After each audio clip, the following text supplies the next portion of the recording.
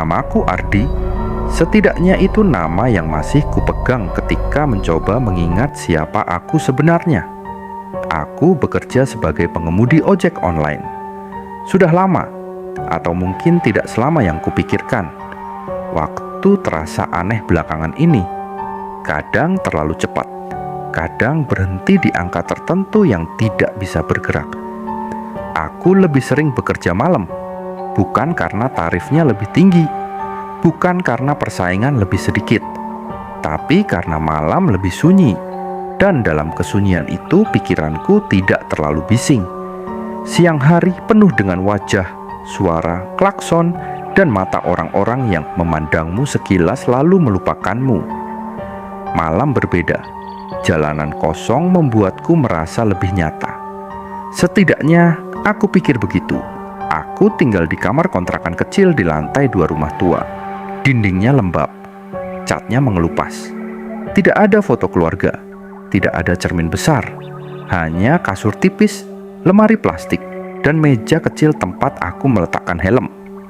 Helm itu selalu berbau aneh, bau obat, bau antiseptik. Aku tidak tahu kapan tepatnya bau itu mulai ada.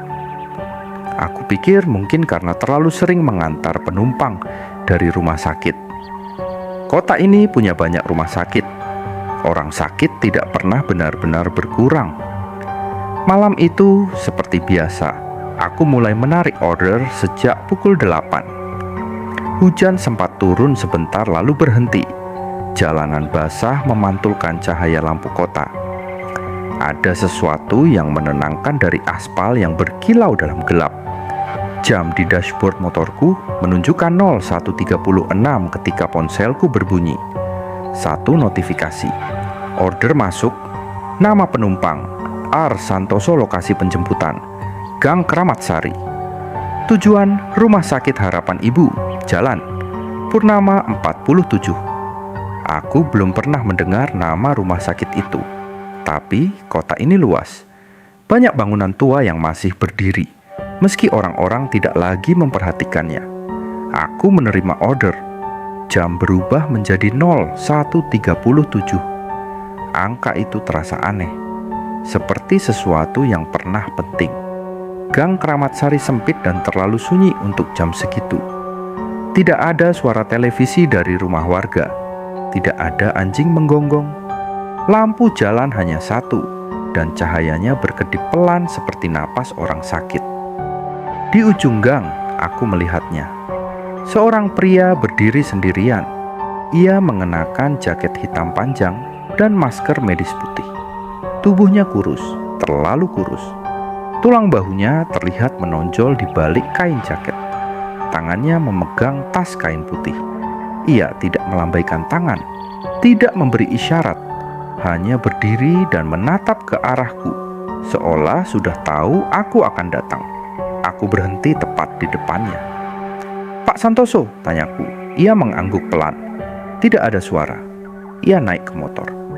Saat ia duduk, aku merasakan sesuatu yang aneh.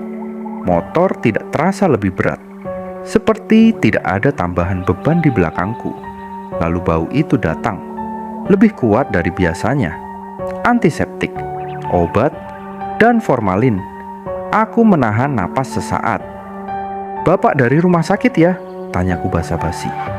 Tidak ada jawaban, hanya napas pelan yang hampir tidak terdengar. Perjalanan dimulai. Semakin jauh dari pusat kota, jalanan semakin sepi. Lampu-lampu rumah mulai jarang. Pohon-pohon besar berdiri di sisi jalan seperti bayangan yang membeku. Aku melihat jam di dashboard lagi. 01.37. Masih. Aku mengerutkan kening. Seharusnya sudah lewat beberapa menit.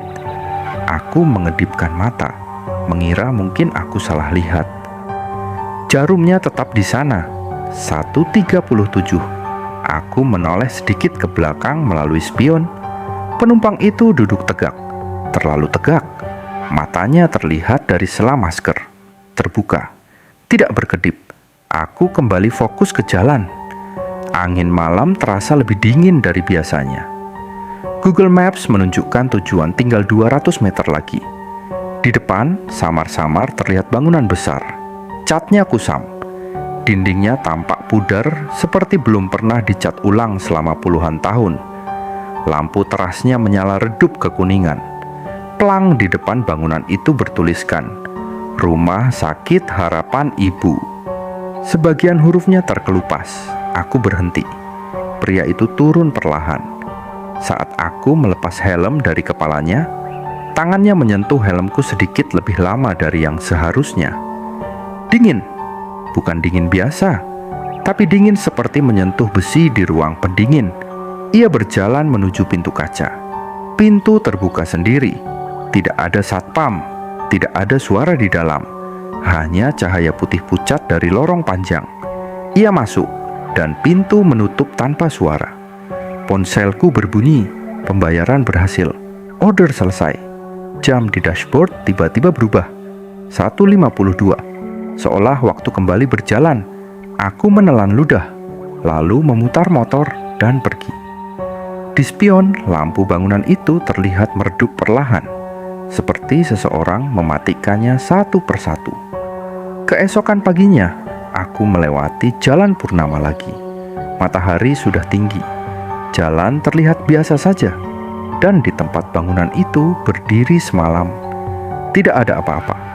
Hanya tanah kosong dipagari seng berkarat. Rumput liar tumbuh tinggi. Tidak ada bekas fondasi, tidak ada pelang. Aku berhenti, turun dari motor, mendekat. Papan kecil tertancap di tanah. Tanah dalam sengketa, dilarang mendirikan bangunan. Aku membuka aplikasi, mencari riwayat order semalam. Tidak ada. Nama R. Santoso tidak pernah muncul. Aku membuka mutasi saldo. Tidak ada transaksi masuk pukul 01.37. Tanganku mulai berkeringat. Aku mencoba meyakinkan diri. Mungkin GPS salah, mungkin aku salah lokasi. Tapi ada satu hal yang tidak bisa dijelaskan. Helmku, bau formalin itu masih ada. Bahkan lebih kuat. Aku mengangkat helm dan mencium bagian dalamnya. Bau itu menusuk, seperti ruangan penyimpanan mayat. Dan ada sesuatu yang baru. Noda kecil bening di busa dalam helm, seperti embun atau cairan. Aku tidak ingin memikirkannya terlalu jauh. Aku pulang, tapi sepanjang hari ada perasaan mengganjal di dadaku. Seperti ada bagian dari diriku yang tertinggal di bangunan yang tidak ada itu. Malam berikutnya, aku berniat tidak bekerja. Tapi pukul 01.36, ponselku menyala sendiri. Tanpa suara, tanpa getar. Layar terang. Order masuk. Nama R. Santoso. Lokasi Gang Kramat Sari. Jam berubah menjadi 01.37. Aku tidak menyentuh layar, tapi navigasi aktif. Suara GPS berbunyi. Menuju lokasi penjemputan. Aku mencoba menekan batal. Tidak bisa. Tanganku terasa ringan, seperti bukan milikku sepenuhnya. Motor menyala, dan aku melaju ke gang yang sama, lampu jalan yang sama, dan pria itu berdiri di sana, di tempat yang sama, tidak bergerak, seolah tidak pernah pergi. Kali ini saat ia menoleh, maskernya tidak lagi menutupi sesuatu yang normal. Bagian bawah wajahnya terlihat aneh. Kulitnya datar, tidak ada garis bibir, tidak ada celah, seolah mulutnya tidak pernah ada. Matanya terbuka lebar, tidak berkedip. Ia naik ke motor, dan ketika ia duduk, aku merasakan sesuatu yang berbeda. Bukan hanya bau formalin, tapi bau hangus, seperti kain terbakar. Dan samar-samar, aku merasa panas di punggungku, seperti api yang terlalu dekat. Aku ingin berteriak, tapi suaraku terasa tertahan. Dan perjalanan itu terulang. Rumah sakit itu berdiri lagi, lebih terang, lebih jelas. Dan di balik kaca pintu masuk, aku melihat bayangan orang-orang berdiri diam, menatap keluar, seolah menungguku. Pria itu turun dari motorku tanpa suara. Kali ini aku tidak langsung pergi. Aku tidak tahu kenapa. Mungkin karena aku ingin memastikan bangunan itu benar-benar ada. Mungkin karena bagian kecil dalam diriku merasa sudah pernah berdiri di sana sebelumnya. Ia berjalan menuju pintu kaca. Lampu di atas pintu berkedip 2 kali, lalu menyala stabil. Pintu terbuka sendiri. Dan sebelum ia benar-benar masuk, ia berhenti. Tubuhnya masih membelakangiku, tapi kepalanya berputar perlahan, terlalu perlahan, seolah lehernya tidak memiliki batas gerak. Matanya menatapku, dan aku mendengar suara, bukan dari luar, dari dalam kepalaku. "Kau juga harus masuk," aku tersentak. Kedua tanganku gemetar di setang motor. Aku ingin memutar gas dan pergi, tapi kakiku turun sendiri. Motor mati. Aku berdiri. Langkahku terasa berat, tapi aku tetap berjalan menuju pintu. Begitu melewati ambang pintu, udara berubah. Dingin, tapi bukan dingin angin malam. Dingin seperti ruang pendingin. Bau formalin begitu kuat sampai tenggorokanku terasa perih. Lorong di dalam panjang. Lampu neon putih menggantung di langit-langit rendah.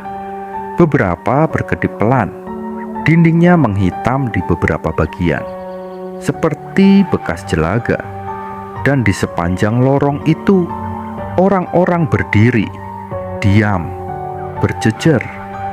Sebagian mengenakan pakaian pasien rumah sakit. Sebagian memakai masker oksigen yang sudah menguning. Kulit mereka pucat. Beberapa terlihat hangus di sisi wajah. Beberapa kulitnya melepuh. Tapi mereka tidak bergerak, tidak berbicara, hanya menatap lurus ke depan. Pria yang kuantar berjalan di tengah lorong. Aku mengikutinya. Setiap langkah terasa seperti berjalan di atas lantai yang lembek, seperti karpet basah atau abu yang dipadatkan. Di ujung lorong ada meja resepsionis. Kayunya retak dan sebagian terbakar. Di atasnya tergantung papan nama miring, Dr. Rahmat Santoso. Aku membeku. R. Santoso. Pria itu berdiri di balik meja. Kini maskernya sudah tidak ada. Dan wajahnya bukan wajah manusia utuh. Kulitnya retak. Sebagian seperti meleleh. Bagian bawah wajahnya datar. Tidak ada mulut. Tapi suaranya tetap terdengar jelas di kepalaku. Aku tidak sempat menyelamatkan mereka. Lampu di atas kami berkedip, dan seolah menjawab ucapannya, beberapa pasien di lorong mulai bergerak pelan. Sangat pelan, seperti orang yang baru sadar dari tidur panjang. "Kau ingat malam itu?" suaranya kembali terdengar. Aku ingin berkata tidak, tapi jantungku terasa sesak. Dan gambar-gambar mulai muncul.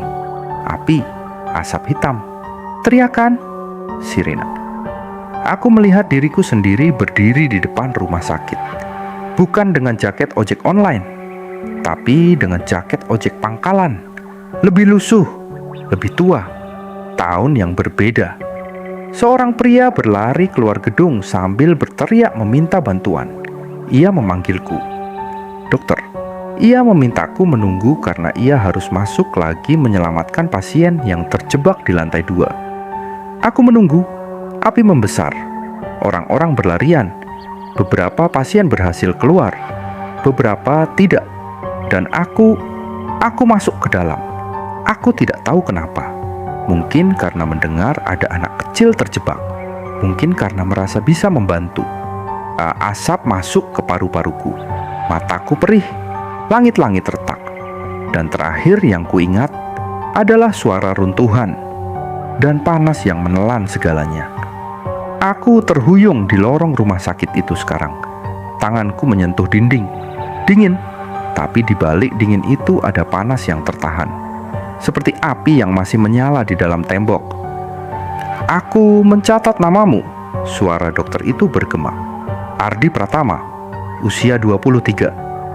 Kakiku lemas. Aku mencoba mengingat usiaku sekarang. Tidak ada angka yang muncul, seperti bagian itu hilang. "Aku tidak menemukan tubuhmu," lanjutnya. "Kami hanya menemukan helm yang meleleh." Helm, bau formalin, jam 01.37. Semua terasa seperti potongan yang mulai menyatu. "Kenapa aku masih di sini?" tanyaku akhirnya. Suara itu terdengar asing, bahkan di telingaku sendiri. "Karena kau belum pergi." Lorong itu mulai berubah. Dinding mengelupas lebih cepat. Cat jatuh seperti abu. Dan api muncul di sudut-sudut ruangan. Tidak membakar cepat, hanya menyala pelan. Seperti adegan yang diputar ulang. "Apa ini?" Suaraku bergetar. "Setiap malam," katanya. "Pukul 01.37, api mulai dari ruang penyimpanan bahan kimia. Formalin, alkohol, oksigen." Bau itu semakin kuat. Aku hampir muntah. Kita terjebak di menit itu. Aku melihat jam di dinding lorong. Jarumnya menunjuk 01.37. Tidak bergerak. "Dan setiap malam," ia melanjutkan, "kau datang menjemputku." Aku menatapnya. Aku tidak pernah pergi dari sini. Aku terus kembali, mencoba menyelamatkan mereka. Pasien-pasien di lorong mulai berjalan, menuju pintu, menuju luar, seperti ingin keluar lagi. Tapi setiap kali mereka mendekati pintu, api menyala lebih besar, menghalangi. Aku mundur, kepalaku terasa berat. "Aku bekerja 4 tahun terakhir," kataku lemah. "Aku tinggal di kontrakan." Beberapa terlihat hangus di sisi wajah. Beberapa kulitnya melepuh. Tapi mereka tidak bergerak, tidak berbicara, hanya menatap lurus ke depan. Pria yang kuantar berjalan di tengah lorong. Aku mengikutinya. Setiap langkah terasa seperti berjalan di atas lantai yang lembek, seperti karpet basah atau abu yang dipadatkan. Di ujung lorong ada meja resepsionis. Kayunya retak dan sebagian terbakar. Di atasnya tergantung papan nama miring, Dr. Rahmat Santoso. Aku membeku, R. Santoso. Pria itu berdiri di balik meja. Kini maskernya sudah tidak ada. Dan wajahnya bukan wajah manusia utuh.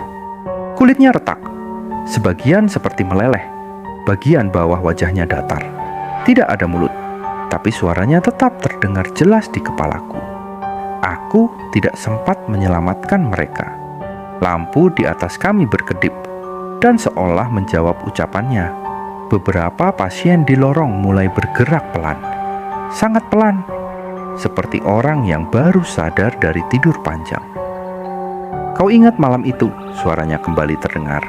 Aku ingin berkata tidak, tapi jantungku terasa sesak, dan gambar-gambar mulai muncul. Api, asap hitam, teriakan, sirine. Aku melihat diriku sendiri berdiri di depan rumah sakit. Bukan dengan jaket ojek online, tapi dengan jaket ojek pangkalan. Lebih lusuh, lebih tua, tahun yang berbeda. Seorang pria berlari keluar gedung sambil berteriak meminta bantuan. Ia memanggilku, "Dokter." Ia memintaku menunggu karena ia harus masuk lagi menyelamatkan pasien yang terjebak di lantai 2. Aku menunggu. Api membesar. Orang-orang berlarian. Beberapa pasien berhasil keluar, beberapa tidak. Dan aku masuk ke dalam. Aku tidak tahu kenapa. Mungkin karena mendengar ada anak kecil terjebak. Mungkin karena merasa bisa membantu. Asap masuk ke paru-paruku. Mataku perih. Langit-langit retak. Dan terakhir yang kuingat adalah suara runtuhan dan panas yang menelan segalanya. Aku terhuyung di lorong rumah sakit itu sekarang. Tanganku menyentuh dinding. Dingin, tapi di balik dingin itu ada panas yang tertahan. Seperti api yang masih menyala di dalam tembok. "Aku mencatat namamu," suara dokter itu bergema. "Ardi Pratama, usia 23. Kakiku lemas. Aku mencoba mengingat usiaku sekarang. Tidak ada angka yang muncul, seperti bagian itu hilang. "Aku tidak menemukan tubuhmu," lanjutnya. "Kami hanya menemukan helm yang meleleh." Helm, bau formalin, jam 01.37. Semua terasa seperti potongan yang mulai menyatu. "Kenapa aku masih di sini?" tanyaku akhirnya. Suara itu terdengar asing, bahkan di telingaku sendiri. "Karena kau belum pergi." Lorong itu mulai berubah. Dinding mengelupas lebih cepat. Cat jatuh seperti abu. Dan api muncul di sudut-sudut ruangan. Tidak membakar cepat, hanya menyala pelan. Seperti adegan yang diputar ulang. Apa ini? Suaraku bergetar. Setiap malam, katanya. Pukul 01.37, api mulai dari ruang penyimpanan bahan kimia. Formalin, alkohol, oksigen. Bau itu semakin kuat. Aku hampir muntah. Kita terjebak di menit itu. Aku melihat jam di dinding lorong. Jarumnya menunjuk 01.37. Tidak bergerak. Dan setiap malam, ia melanjutkan, kau datang menjemputku. Aku menatapnya. Aku tidak pernah pergi dari sini. Aku terus kembali, mencoba menyelamatkan mereka. Pasien-pasien di lorong mulai berjalan, menuju pintu, menuju luar, seperti ingin keluar lagi. Tapi setiap kali mereka mendekati pintu, api menyala lebih besar, menghalangi. Aku mundur, kepalaku terasa berat. Aku bekerja 4 tahun terakhir, kataku lemah. Aku tinggal di kontrakan, tapi seperti menyentuh sesuatu yang bukan benar-benar bagian dari tubuhku. Aku menjauh dari cermin. Aku butuh bukti nyata, bukan bayangan, bukan suara di kepala, bukti. Keesokan harinya, aku pergi ke kantor arsip kota. Bangunan tua dengan pendingin ruangan yang terlalu dingin dan bau kertas lama yang khas. Aku meminta akses ke arsip koran tahun 1998. Petugas menatapku aneh. Buat apa? Tanyanya. Penelitian pribadi, jawabku singkat. Ia menyerahkan beberapa bundel koran yang sudah menguning. Aku duduk di meja pojok. Tanganku gemetar saat membuka halaman-halaman itu. Dan di sana, judul besar, kebakaran hebat ludeskan rumah sakit harapan ibu. Foto hitam putih bangunan terbakar memenuhi setengah halaman. Api menjilat lantai 2. Asap hitam tebal membumbung tinggi. Artikel menyebutkan puluhan korban. Sebagian besar pasien rawat inap, beberapa staf medis, dan 1 relawan sipil yang mencoba membantu evakuasi. Namanya disebut di paragraf ketiga. Ardi Pratama, usia 23, pengemudi ojek pangkalan. Tubuh belum ditemukan. Diduga tertimbun reruntuhan. Tanganku berhenti di atas nama itu. Jantungku seharusnya berdebar, tapi yang kurasakan hanya kekosongan yang semakin melebar. Aku membaca artikel lain, wawancara dengan keluarga korban, foto orang-orang menangis di depan puing bangunan, dan 1 foto kecil di sudut halaman. Seorang pria muda berdiri di samping motor tua. Helm tergantung di setang. Wajahnya tersenyum tipis. Itu aku, atau seseorang yang sangat mirip denganku.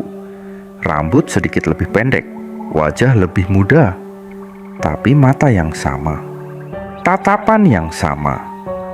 Aku menyentuh foto itu dengan ujung jari. Kertasnya kasar. Nyata, aku masih di sini. Bagaimana mungkin? Ada yang bisa saya bantu? Suara itu membuatku tersentak. Petugas arsip berdiri di samping meja.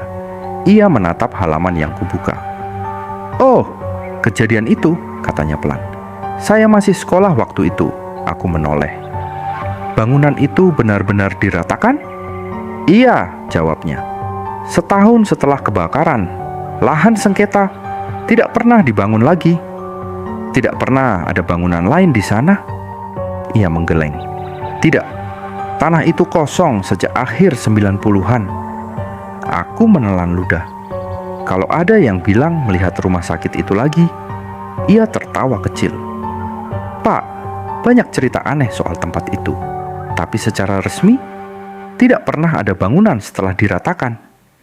Aku menatapnya lebih lama. Apakah ia bisa melihatku dengan jelas? Apakah aku terlihat normal? Aku berdiri. Terima kasih. Saat aku melangkah pergi, aku merasakan sesuatu yang aneh. Beberapa orang di ruang arsip itu tidak memperhatikanku sama sekali. Seolah aku tidak ada.